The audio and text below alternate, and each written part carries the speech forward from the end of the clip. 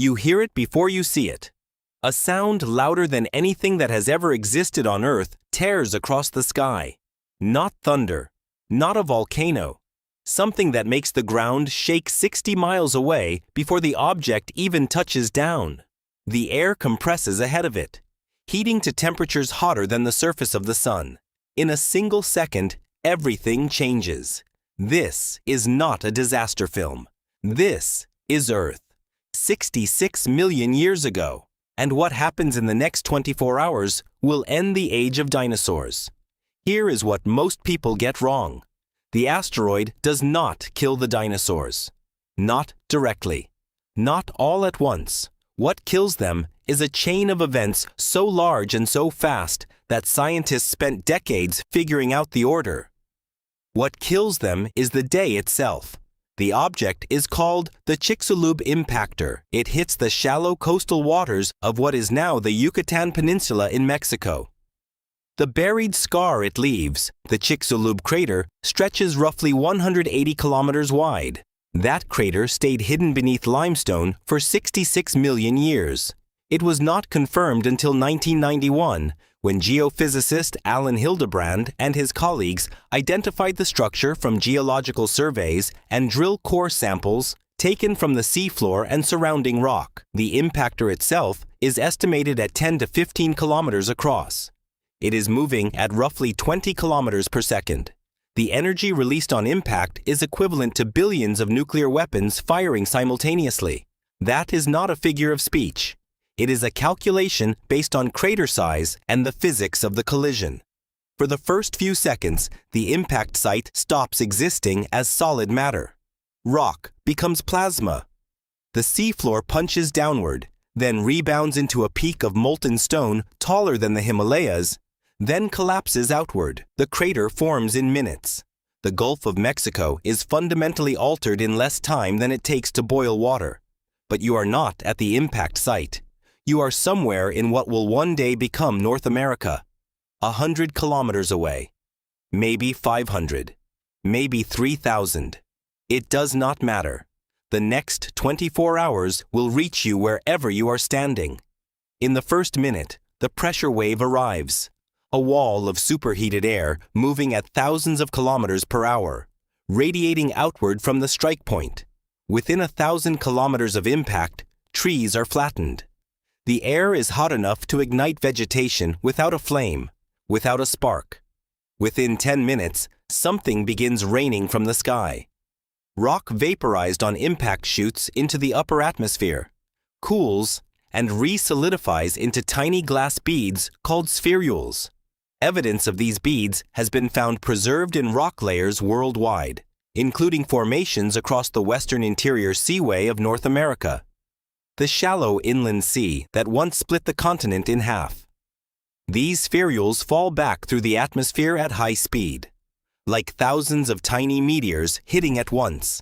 As they descend, they heat the air around them. The sky begins to glow. Not from fire on the ground. From above. Picture this. You are a large dinosaur standing in a forest in what is now Montana. The Chicxulub crater is thousands of kilometers away. You did not feel the blast directly. The pressure wave did not reach you at lethal intensity. And yet the sky above you is turning orange. The temperature is climbing. Not slowly, fast enough that the air becomes scorching before you can move or understand what is happening. Scientists studying the thermal effects of the impact suggest the radiant heat from these descending spherules may have raised surface temperatures across a wide zone to levels lethal for exposed animals within the first hour. This phase is called the thermal pulse. The sky itself is the weapon, not the impact, not the fire, the sky. So in the first hour, the animals most at risk are not the ones closest to Mexico. They are the ones caught in the open, with nowhere to go underground and no shelter above them. Within a few hours of impact, another process begins, one that will matter more than the heat. The Chicxulub impact site sat on top of massive deposits of sulfur-bearing rock called anhydrites, pronounced anhydrites. These rocks vaporized on contact with the impactor and sent enormous volumes of sulfur dioxide blasting into the stratosphere. Sulfur aerosols block incoming sunlight. Within hours of the collision, the early chemistry of what will eventually become a global winter is already forming, invisibly, miles above the burning forests. The deep cold is still weeks away, but it is being built right now. By 6 hours after impact, seismic waves from the collision have traveled entirely around the planet. Earthquakes register on every continent. The Chicxulub event is estimated to have generated the equivalent of a magnitude 11 earthquake, larger than any event in all of recorded human history. Tsunamis push outward from the impact zone through the Gulf of Mexico, stripping coastlines across the Caribbean and reaching far beyond. Sediment deposits left by these waves, chaotic layers of rock and debris stacked in the wrong order, have been found in geological formations across what are now Texas, Alabama, and parts of Europe. These are not figures derived only from models. They are physical evidence, sitting in rock layers, readable today. Now picture that same forest in Montana at 12 hours after impact. The sky is darkening, not because the sun is setting, because soot and dust and sulfur aerosols are thickening in the upper atmosphere. The light reaching the forest floor is fading hour by hour. Animals that depend on daily rhythms, the heating and cooling of day and night, are disoriented. Evening feels wrong. The dark comes early and settles heavier than it should. Something has shifted in a way that has no name, no precedent, and no explanation for any creature alive on Earth. By 18 hours after impact, fires are burning across multiple continents. Some ignited during the thermal pulse hours earlier. Others started where ejecta landed on dry vegetation far from the impact site. Research based on analysis of the Cretaceous-Paleogene boundary layer, a thin band of clay and iridium found in rocks on every continent, marking the exact moment of impact, shows charcoal deposits consistent with widespread wildfires occurring at or just after the event.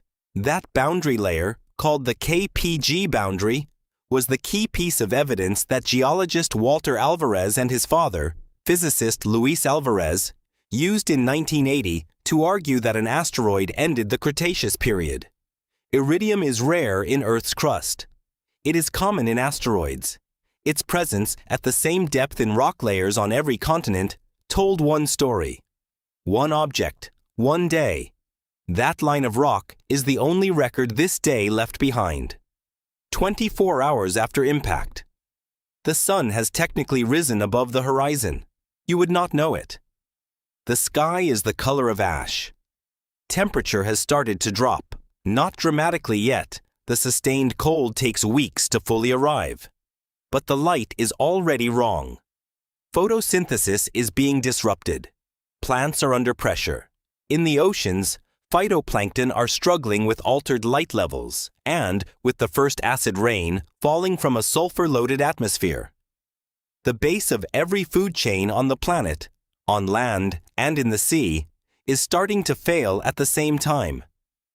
The animals that will survive this are not the biggest, not the strongest. They are the ones that can go underground, eat rotting and decaying matter, slow their bodies down, tolerate cold and extended darkness, or live on stored energy for weeks and months at a time. Small nocturnal mammals, crocodilians, certain freshwater fish and turtles, and one particular group of dinosaurs, small, feathered, warm-blooded, capable of roosting in sheltered environments and eating whatever they can find. Birds, because birds are dinosaurs. That lineage makes it through. The large non-avian dinosaurs have almost none of these options. They need light. They need enormous quantities of food every day. They need stable, functioning ecosystems. Within 24 hours, every one of those requirements is being removed. Here is the part that actually matters. These animals had dominated this planet for over 160 million years. They had survived previous extinction events, volcanic winters, sea level changes, shifting continents. They were not fragile. They were exactly right for the world that existed the day before the impact. That is the problem. Evolution does not build for the future. It builds for right now. And the world that replaced the Cretaceous was something right now had never prepared any large animal to handle. Being dominant in the old world made them exactly wrong for the new one. The extinction itself takes thousands of years to complete. Plants die first, then the animals that eat them, then the predators. A slow cascade, continent by continent, until the last non-avian dinosaur lineages are gone. But the cascade starts here. In the first 24 hours, on this specific morning, the outcome is decided before most animals even know something has happened. You hear it before you see it. The Chicxulub impactor reached organisms thousands of kilometers away through sound, then heat, then darkness, in that order, over those 24 hours. And by the time the day ended, every non-avian dinosaur on Earth was living in a world that had already stopped working. They would survive for a while longer, some for years, some possibly longer. But the world that could sustain them was gone. One day, on a planet 4.5 billion years old, the birds outside your window descended from the animals that made it through that morning. So, in a much longer chain of events, did you? What ended the dinosaurs was not the rock. It was everything the rock set in motion: the heat, the dark, the slow failure of every system they depended on.